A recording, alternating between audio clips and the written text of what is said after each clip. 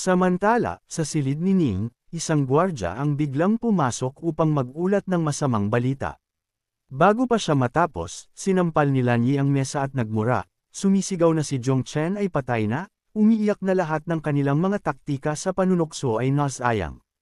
Sumagot si Ning Yi na may kakaiba. Ang gwardya, mapotla at nanginginig, ay sa wakas ay nagsabi ng totoo. Napakalaking gulo, ngunit nilipol ni Zhong Chen ang lahat ng mga young masters at mga general sa guest house. Ang mga martial techniques at magical arts ay sumabog na parang fireworks. Ang sahig ay halos walang puwang sa pagitan ng mga katawan. Nakatingin sa mga bangkay sa buong lugar, nagreklamo si Zhong Chen sa pagkainis, bumubulong tungkol sa kung paano walang sinuman ang maaaring umupo at magsaka ng tahimik, nagtataka kung bakit ipinipilit ng lahat na magmadali patungo sa kamatayan at sumisimangot na sinayang nila ang lahat ng kanyang pag-asa. Ang ilan ay mabilis na tumakas, ngayon ay nakatago sa ilalim ng mga mesa, pasimpleng sumusulyap kay Zhong Chen habang bumubulong sa pagitan nila, nalilito kung paano siya ganoon kalakas, at sinusubukang hulaan ang grade ng body technique na ginamit niya. Wala sa kanila ang nakakita ng anumang katulad niyo noon. Binaliwala ni Zhong Chen ang bulungan, umupo sa tabi ng mga bangkay ng may bahagyang pagkakontento, tumawa na hindi siya mag-iisip kung susubukan nilang patayin siya muli. Pagkatapos ay naisip niyang oras na upang mangagaw ng kayamanan. Di nagtagal, kumuha siya ng isang golden kill sword at isang golden kill ring, binaligtad ang mga ito sa kanyang mga kamay ng may ngiti, bumubulong kung paano sila talaga mga young master at noble, kung kahit ang kanilang mga trinket ay ganito kininis. Bumaba muli, bumalik siya sa paghalungkat, bumubulong tungkol sa nakakatawang dami ng mga spirit stones at peel sa lahat ng dako habang tumatawa na parang isang nanalo lang ng treasure lottery. Sa lahat ng pangangawag na ito, nalampasan ni Zhong Chen ang bahagi kung saan may dalawang tao ang lumitaw sa likuran niya. Sila ay walang iba kundi sina Lan Yi at Ning Ti. Habang pinapanood siya ni Ning Yi, nagtaas siya ng isang kilay, halos pinipigilan ng kanyang hindi paniniwala na tinapos niya talaga ang bawat isa sa kanila. Nahuli ni Jiang Xuan ang pamilyar na boses at lumingon. Nakita sila, matigas siyang nagkomento na sa wakas ay nagpasya silang magpakita. Itinuro niya na hindi pa siya nakakapag-ayos ng maayos bago ang isang grupo ng mga baliw ang dumating at sumugod upang patayin siya, pagkatapos ay casual na nagtanong kung ito ba ang paraan kung paano karaniwang inilalabas ng Shan Huang Dynasty ang red carpet. Tumingin ng masama si Ning Yi, nagmura sa loob niya sa maliit na paslit na naghagis sa kanya sa ganoong sakuna at mayroon pa ring lakas ng loob na magreklamo. Sa sandaling iyon, ang boses ni Lan Yi ay dumula sa kanyang tainga, nagpapasa ng isang mabilis na mensahe na ang mga bagay ay lumampas sa mga rails, at hindi na niya kayang panatilihin ang kontrol, pinipilit siyang kunin si Zhong Chen upang kaladkarin ang Demon Fox na iyon. Nakuha ni Ning Yi ang mensahe at agad itong kinilala, sumang-ayon ng walang protesta. Nagsuot ng maluha na ekspresyon, lumingon siya kay Zhong Chen at dumaing na nagdulot siya ng ganoong gulo na hindi na ito maaaring malinis, hinihimok siyang magmadali at tawagin si Elder Tiger.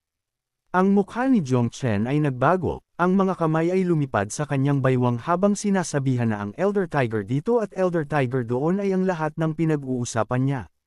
Sinabihan niya itong makinig ng mabuti, na si Little Tiger ay wala kundi ang kanyang attendant, at ang anumang dulot ng sect master ay hindi inaasahan na lilinisin ng isang tagasunod. Nanatili si Ning Yi, naghagis ng hamon pabalik sa pamamagitan ng pagtatanong kung alam ba ni sect leader Zhong Chen kung sino ang pinatay niya. Huminto siya, pagkatapos ay itinuro ang mga bangkay at pinangalanan sila isa-isa, inihayag si Lu Qing bilang anak ni Grand General Lern. Tungkol sa dalawa pa, sina Aniwan at Mian, ang isa ay pag-aari ni Imperial Uncle Andeng, at ang isa pa ay si Chu Hai, ang pinakamamahal na disipulo ni Swordmaster. Umirap siya na ang mga ito ay hindi mga tao na dapat asarin, na kahit ang prinsesa ay karaniwang kailangang mag-ingat kapag nagpapakain ng isda. Gayunpaman narito siya na pinuputol sila na parang mga damo. Ang kanyang paliwanag ay hamaba, ngunit kay Zhong Chen, ang lahat ay dumating bilang ingay sa likuran.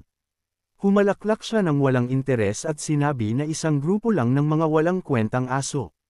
Kinakalikot ang kanyang daliri sa kanyang tainga, binaliwala niya na maayos lang iyon. Maaari nilang habulin siya kung gusto nila. Si Lani sa gilid ay tumingin sa kanyang katigasan ng ulo at halos nanginginig sa galit, nagngangalit ng kanyang mga ngipin at tahimik na nagagalit na ang maliit na gunggong na ito na hindi makakilala ng buhay mula sa kamatayan ay nagpaibig sa kanyang tapusin siya noon at doon. Sinakal ang kanyang init ng ulo, nagpadala siya ng isang mensahe kay Ningti, sinasabihan siyang itigil ang pag-aaksaya ng hininga at hanapin si Xiangao upang mapamahalaan niya ito ng personal. Nag-atubili si Ningyi, sumasagot ng may pahiwatig ng pag-aatubili. Ngunit agad siyang pinutol ni Lan Yi, nakakuyom ang mga ngipin at matalas ang tingin, matatag na sinasabihan siyang gumalaw. Nakita ang tingin sa mukha ng kanyang kasosyo, hindi naglakas loob si Ningyi na huminto muli, mabilis na tumango, at sumugod. Ang silid ay bumagsak sa nakakatakot na katahimikan. Wala siyang pakialam, nagsimula pa siyang hamyuni habang naglalakad-lakad. Nang makarating siya sa pinto, isinara niya ito ng may ingat. At sa ganoon, ang pagiging mapaglaro ay naubos sa kanyang mukha. Nakalok ang mata sa taong nasa tapat niya, matatag na sinabi ni Zhongcheng na kung mayroon siyang sasabihin, dapat niyang sabihin ito ng direkta sa halip na magtago sa likod ng prinsesa. Ang taong kinakausap niya ay walang iba kundi si Venerable Lan Yi. Sa puntong ito, tumigil na rin siya sa pagpapanggap. Kalmadong umupo sa pinakamalapit na upuan, nakatiklop ang mga braso. Sumilip si Lani sa kanya, nagrereklamo sa loob niya na alam ng paslit mula pa sa simula.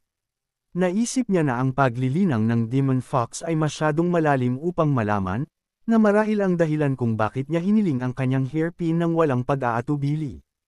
Paglabas sa kanyang mga iniisip, sa wakas ay inalok niya si Zhongcheng ng isang malutong na tugon na tanging ang mga nananatiling mapagpakumbaba ang maaaring tumanggap ng payo, at ang ganoong payo ay maaaring maging kapaki-pakinabang. Inilahad niya na ang lahat ng mga pinatay niya ay may mga Grandmaster level backers nang walang pagpapakita ni Elder Tiger. Hayaan niya ang mga salita na nakabitin sandali, pagkatapos ay itinuwid ang kanyang tingin ng diretso sa kanya at sinabi na hindi siya mabubuhay. Sa malayo sa Imperial Palace ng Chunhuang Dynasty, si Emperor Xianggao ay nakaupo sa kanyang Dragon Throne, nagtatrabaho sa mga memorials, ngunit ang kanyang kamay ay nanlamig sa kalagitnaan ng pagbabrush sa sandaling narinig niya ang ulat. Pagkatapos ng isang beat, double-check niya kung sigurado silang si Zhongchen ang pumatay kay Bayer. Ang subordinate na nakatayo sa harap niya ay si Xiao Jun. Nang walang pag-aatubili, yumuko si Xiao Jun at kinumpirma na ganap na totoo iyon. Idinagdag niya na inamin iyon ni Zhongchen at inilabas pa ang spirit sword ng prinsipe. May naalala pa, idinagdag niya na ang highness ng prinsesa ay hindi siya inaresto at sa halip ay tila pabor sa kanya ng kaunti. Nakikinig dito, nilinaw ng emperador na sa pagkatao ni Ning, walang paraan na magiging madali siya sa isang tao dahil lang sa gwapo. Maaaring nangangahulugan lamang iyon na ang Zhongchen na ito ay hindi ordinaryo. Inutusan niya ang kanyang mga tauhan na manatiling tahimik at iulat ang anumang mga galaw ng walang pagkaantala. Sa sandaling iyon, isang boses ang umalangaw sa isang panik mula sa labas ng pinto, tumatawag para sa Lord Ancestor Emperor. Parehong lumingon ang mga lalaki sa tunog. Sa labas, si Ningyi ay kalahating gumuho laban sa pinto, hinihingal ng gusto, malinaw na tumakbo sa buong daan. Sinabi niya na may malaking nangyari. Samantala, bumalik sa silid kasama si Zhongchen at Lan Yi, casual siyang sumagot matapos marinig ang kanyang bahagi na walang kabuluhan ang lahat ng sinabi niya. Ipinaliwanag niya na si Little Tiger ay malayo pa rin sa Xinglan Manor, at kahit na magsimula silang lumipad sa kanya ngayon, aabutin pa rin ng ilang incense sticks ang dami ng oras. Tinapos niya sa puntong sa oras na makarating si Little Tiger doon, matagal nang natapos ang lahat. Hindi yun binili ni Lee sa isang segundo. Nagbigay siya sa kanya ng isang masamang tingin at nagtanong tungkol sa summoning talisman. Sumagot si Zhongcheng ng simple na wala siyang isa. Iyon lang ang nagpadagdag sa kanyang galit. Sumigaw siya muli, sa pagkakataong ito tungkol sa Heavenly Dao contract. Sumagot si Zhongcheng ng totoo muli na ito ay nasa Fei Xian sect at nagtanong kung bakit may magdadala ng ganoong bagay. Dito, halos magalit si Lan Yi. Ang kanyang mga kilay ay humila ng mahigpit. Ang mga ugat sa noo ay kumikislap habang nagagalit siya na dapat siyang tanga. Inilahad niya na sa isang tunay na krisis, ang pagsunog sa ilang oras ng contract upang tawagin ito para sa isang life-saving move ay hindi man lang tanong. Kumurap si Zhongcheng sa kanya, natigilan, at inamin na wala siyang ideya na magagawa iyon. Si Lan Yi ay mukhang handa nang sumabog. Hindi na niya kayang makipag-usap sa kanya. Kailangang huminga at pakalmayin ang sarili bago magdesisyon na tapos na siya. Bumulong siya sa ilalim ng kanyang hininga tungkol sa kung paano ang emperador ay hindi man lang nag-aalala. Ngunit dito, ang eunuch ay tumatalon na. Nang huli ng isang talisman, itinulak niya ito patungo sa kanya, sinasabihan siyang kunin ito. Tiningnan ito ni Zhongcheng at nagtanong kung ano ito sa pagkakataong ito. Ang ekspresyon ni Li ay dumilim habang sinabi niya sa kanyang ito ang kanyang communication talisman, na kung sisirain niya ito, darating siya kaagad. Ipinaalala niya sa kanyang mayroon siyang paglilinang sa Dao Palace 9th level at na dapat na nabanggit iyon ni Elder Tiger. Sinabi niya sa kanyang diretsyo na ngayon siya lang ang makakapagligtas sa kanya. Bago pa man makasagot si Zhongcheng, nagpatuloy siya ngunit inilatag ang kanyang presyo ng maaga. Kung iligtas niya ang kanyang buhay, may utang si Elder Tiger sa kanya ng 2 pabor. Matapos linawin iyon, naglabas siya ng isang tahimik na tawa sa sarili niya. Masaya sa deal sa kabila ng mataas na gastos. Si Zhongcheng sa kanyang dulo ay tahimik na nagalit, nasusuklam na nagpakita siya dito upang habulin ang walang lakas at makulit na Demon Fox, tumatawa sa kanyang pagiging tanga at nagrereklamo tungkol sa kung gaano nakakainis ang buong bagay na ito. Matapos itong pag-isipan sandali, nagdesisyon siya at matatag na tumanggi, nagpapasalamat sa kanya, ngunit tinanggihan ito ng walang pag-aatubili. Hindi yun tinanggap ng maayos ni Li. Hinuyam niya ang kanyang panga, ngunit hindi niya hinayaan na magpakita ang galit. Kumuha siya ng isang mabagal na hininga, lumakad patungo sa mesa, at sinampal ang talisman. Pagkatapos ay lumingon siya at sumugod sa pinto. Bago lumabas, ibinato niya sa balikat na ang talisman ay mananatili doon, at kapag siya ay nasa gilid ng kamatayan, maaari siyang mag-isip muli. Sa ganoong, isinara niya ang pinto at sumugod palabas.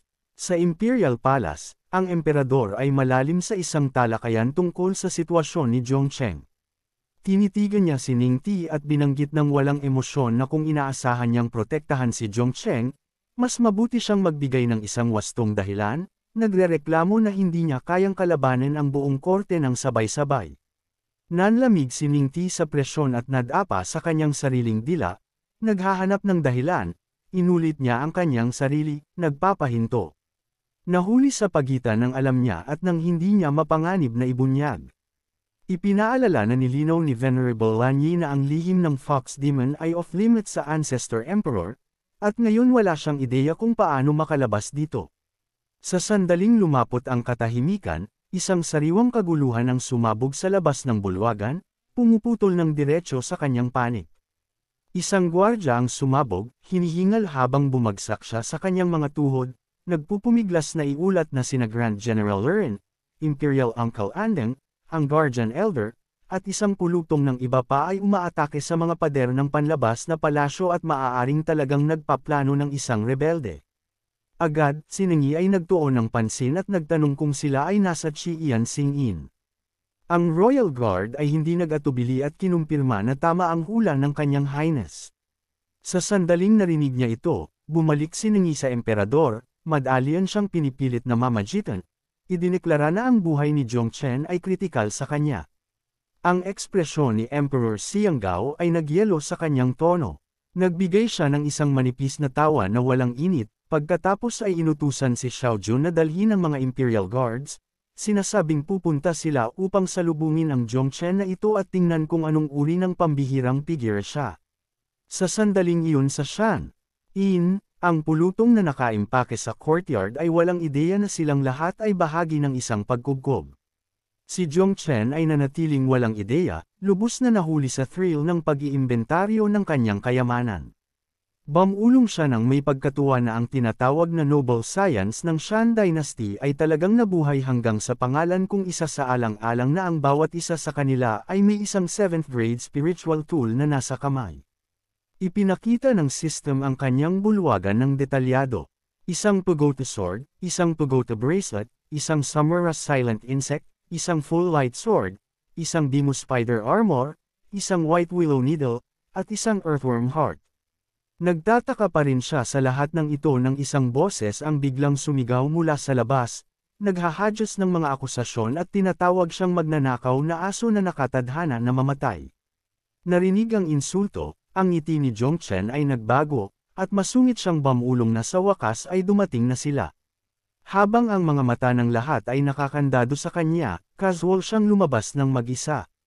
Sa sandaling nakita siya ni Lu Ran, nagbago ang kanyang ekspresyon. Sumaksak siya ng isang daliri at yumangal na ang magnanakaw na aso na ito ay pinatay ang kanyang pamangkin, nilipol ang kanyang bloodline, at ngayon si Zhongchen ay hahatiin. Halos natapos siya nang sumingit sina Choi Swordmaster at Andang, bawat isa ay nagdaragdag sa kanilang galit, sumisigaw na ang pagpatay sa kanya ay hindi man lang malapit sa pagbibigay kasiyahan sa kanilang galit. Iginiit nila na kailangan siyang kunin ng buhay, hiwain, at mabagal na mutilate upang makahanap ng kapayapaan ang kanilang mga nahulog na disipulo. Hindi nakakagulat na walang balak si Zhongchen na hayaan silang kunin siya ng buhay. Agad siyang nag-estratehiya na kailangan niya silang kumbansihin na gumamit ng buong lakas upang patayin siya ng diretsyo. Wala siyang oras upang kumilos dito. Si Chu Hai, Swordmaster ay kumikilos na. Sa isang kilos ng kanyang kamay, ang kanyang basag na espada ay sumabog sa mga fragment na kumikislap sa kapangyarihan. Malamig niyang idineklara na ang mga tendons ni Zhongchen ang aalisin muna. Sa sandaling lumabas ang banta sa kanyang bibig, ang mga fragment na iyon ay sumugod sa kalangitan, nagbalik hugis sa isang buong sandata, at binaril si Zhongchen.